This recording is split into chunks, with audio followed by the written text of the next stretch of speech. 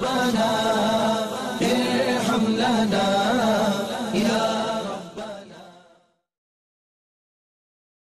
قرآن عظیم الشان سے حلالی کا ثبوت ملتا ہے کہ رب کائنات نے فرمایا الطلاق مرتان فامساک بمعروف او تسریح باحسان. طلاق دو طلاقیں ہیں، دو طلاقوں کے بعد یا تو بیوی کو اپنے پاس رکھو اچھی طریقے سے یا ان کو اچھی طریقے سے چھوڑ دو. اب رب کائنات فرمایا فإن طلقها فلا تحل له حتى تنكح زوجا غيره. اللہ کریم فرماتے ہیں اگر تیسری طلاق بھی دے دی تو پھر اس وقت تک پہلے شوہر تک وہ جائز نہیں ہے حتى تنكح زوجا غيره، تاکہ وہ کوئی دوسری نکاح نہ کر لے، کوئی دوسری جگہ پر ان کی نکاح نہ ہو اور دوسری جگہ پر شادی ہونے کے بعد پھر وہاں سے طلاق لے کے پھر وہاں عدت گزار کے پھر اپنے پہلے شوہر کی طرف آ سکتے ہیں. اس کو کہتے ہیں حلالے کا ایک طرف جو قرآن عظیم الشان نے ہمیں بنایا. حدیث طیبہ میں بہت مشہور حدیث ہے حدیث حسینہ. ایک صحابیہ ہے اور ان کا اپنی میاں کے ساتھ تکرار آتی ہے اور تکرار ہونے کے بعد پھر میاں انہیں طلاق دے دیتا ہے. طلاق دینے کے بعد وہ پچھتاتی ہے کہ میں نے کیوں طلاق لی ان سے، میرا شوہر تو بڑا اچھا بندہ تھا، ویسے ہی ہمارے درمیان شیطان آ گیا اور میں نے اس سے طلاق لی. تو پھر وہ حضور کے بارگاہ میں حاضر ہو جاتی ہے، عرض کرتی ہے یا رسول اللہ صلی اللہ علیہ وسلم میں واپس اپنی شوہر کے پاس لوٹنا چاہتی ہوں. حضور نے فرمایا آپ اس وقت تک نہیں لوٹ سکتی اپنی شوہر کی طرف جب تک کہ آپ ایک اور نکاح نہ کریں. رب کائنات نے حکم فرمایا فلا تحل له حتى تنكح زوجا غيره، اس وقت تک ان کو حلال نہیں ہے جب تک کہ وہ دوسری نکاح نہ کر لے. تو اسی لیے آپ کو جواز نہیں ہے. تو حضرت ابی الدرداء رضی اللہ تعالیٰ عنہ سے ان کی شادی کرائی. جب شادی کرائی رات گزری یا کچھ عرصہ گزرا تو پھر اس کے بعد وہ حضور کے بارگاہ میں حاضر ہوئے کہ یا رسول اللہ میں چاہتی ہوں میں واپس اپنی شوہر کے پاس جاؤں. حضور صلی اللہ علیہ وسلم نے فرمایا کیف ادرکت ابی الدرداء، ابی الدرداء کو کیسے پایا تم نے؟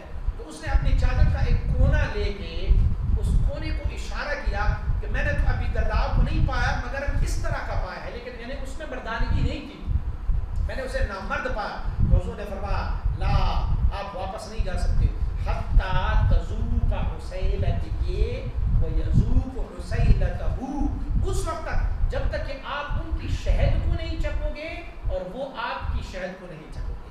تو قرآن اور حدیث سے حلالہ جو ثابت ہے. ہاں یہ یاد رکھیں کہ حلالے کو حلالی کی نیت سے کرنا یہ مطلوب ہے. حضور صلی اللہ علیہ وسلم کی ارشاد گرامی ہے کہ اللہ کی لعنت ہے محلل لہو و محلل لہا کی.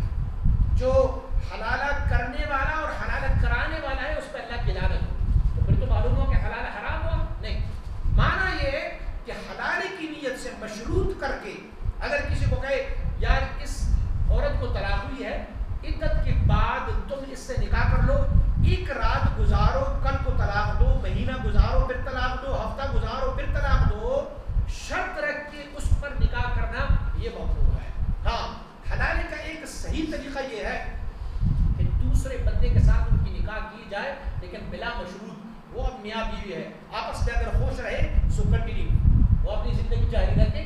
اگر وہ آپس میں ٹھیک نہیں ہے وہ طلاق دے، طلاق کے بعد وہ عدت گزارے، عدت گزارنے کے بعد اپنی پہلے شوہر کی طرف واپس چلا جائے. لہٰذا ائمہ کرام کے علاوہ بھی احادیث طیبہ اور قرآن عظیم الشان اس پر نازل ہے کہ حلالہ ہے اور یہ ایک جائز فعل ہے، لیکن حلالی کی نیت سے حلالہ کرنا ممنوع ہے کیونکہ یہ ایک مشروط نکاح ہوتی ہے اور مشروط نکاح جو ہے وہ شریعت میں جائز نہیں ہے. جیسے متعہ جس کو صیغہ بھی کہا جاتا ہے وہ ایک مشروط نکاح ہے اور مشروط نکاح جو ہے وہ جائز نہیں ہے، اسے حضور نے منع فرمایا ہوا ہے. فتح خیبر کے بعد متعے کو منع فرمایا ہے حضور صلی اللہ علیہ وسلم نے. تو فلہذا یہ متعہ جیسے نکاح ہو گیا، لیکن اگر نیت اس میں حلالی کی نہ ہو اور یہ ہو کہ بھئی یہ خاتون ہے اور اس کے ساتھ فلاں بندہ نکاح کر لے لیکن بغیر کسی شرط کی ہفتے بعد طلاق دو گے، مہینے بعد طلاق دو گے یا سال بعد طلاق دو گے، یہ شرط نہ ہو، مطلق ان کے ساتھ نکاح ہو تو نکاح کے بعد ان کی مرضی ہے اگر وہ آپس میں راضی ہے تو میاں بیوی ہے، شرعی نکاح ہے، وہ میاں بیوی ہے وہ چلتے رہے.